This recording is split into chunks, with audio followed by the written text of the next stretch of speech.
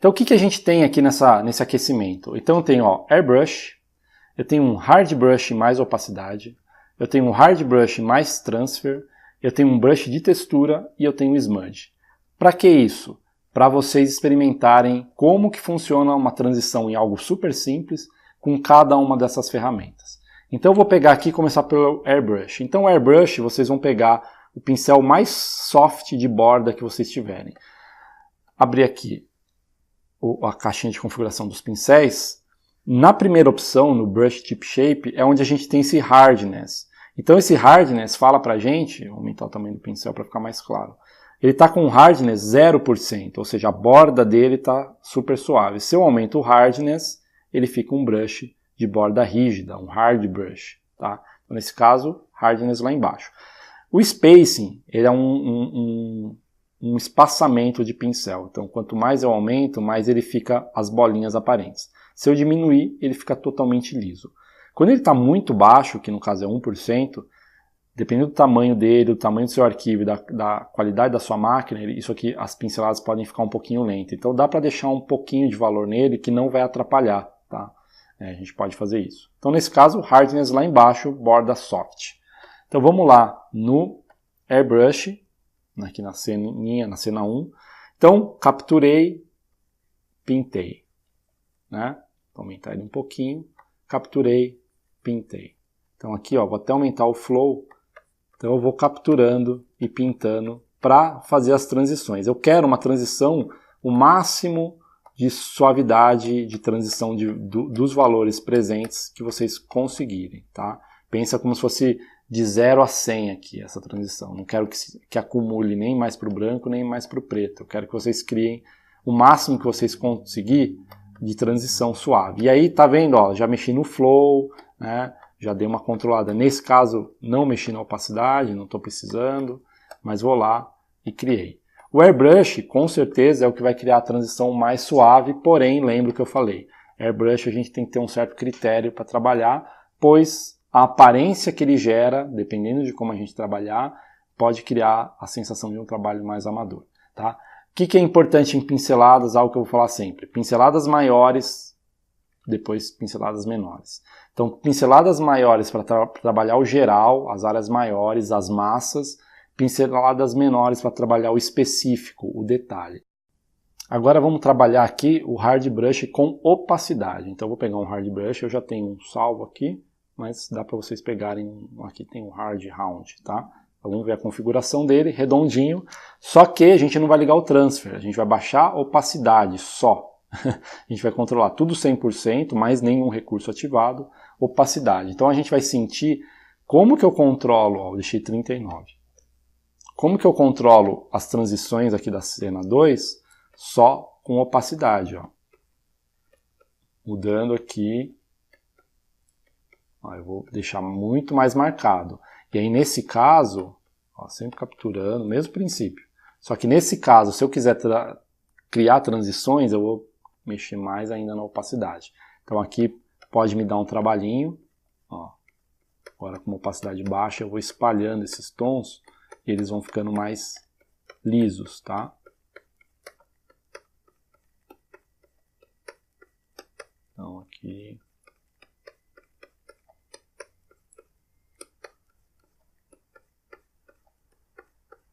Aqui...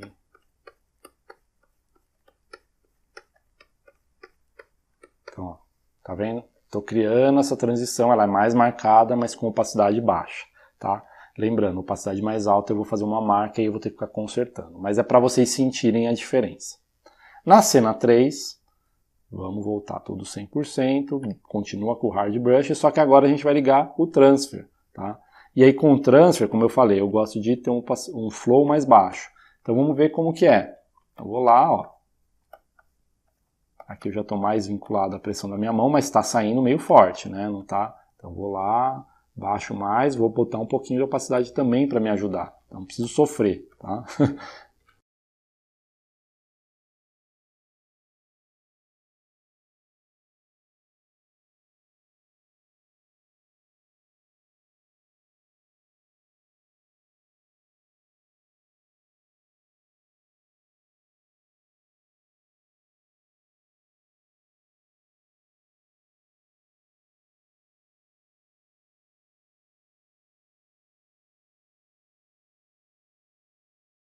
Então eu criei uma transição. Posso melhorar ela? Posso deixar cada vez mais. Se eu baixar isso aqui, então, eu vou 10%, eu vou deixando isso, tentando deixar isso o mais liso possível que eu conseguir. Tá?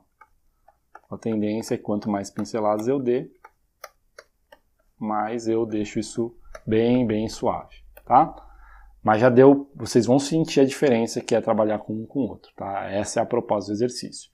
E agora a gente vai experimentar um brush com textura, né? Então eu posso vir aqui, na minha máquina eu tenho alguns que, por exemplo, eu sei que alguns não vão funcionar porque eu quero um carvão, aqui não vai dar certo.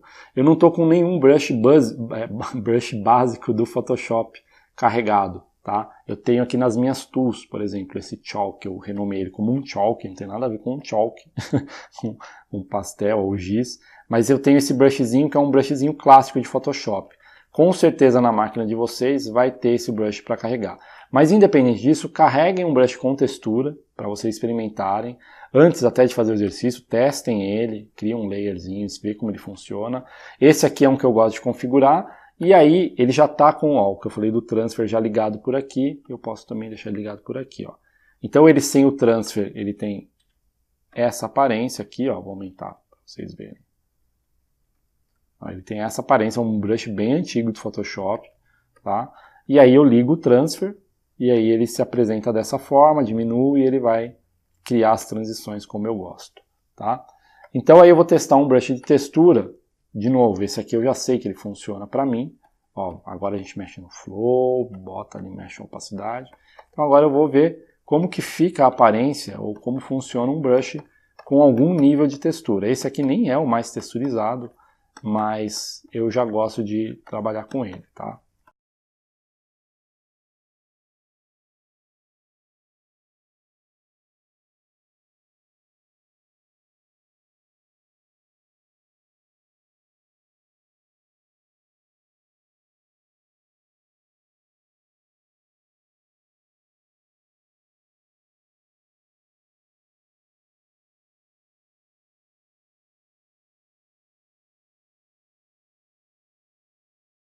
Então, ó, já começo a ver um pouco de diferença para os outros, tá? Mas o princípio foi o mesmo. Por último, eu coloquei o Smudge, tá? O Smudge eu não vou usar um pincel, vou pegar o Smudge. Nesse caso eu vou usar aquele que eu já tenho, né? Eu tenho outros aqui que talvez funcionem bem, eu vou usar esse que eu indiquei.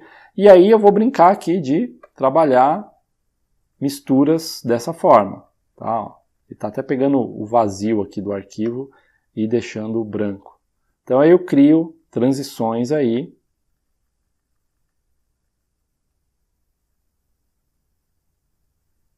Para ver se isso facilita ou não. Lembrando que falando de transição de novo, essa questão de ser suave ou não ser suave, tem muita gente que gosta do estilo que, por exemplo, o pessoal de concept geralmente faz, né? Que é aquelas pinceladas marcadas.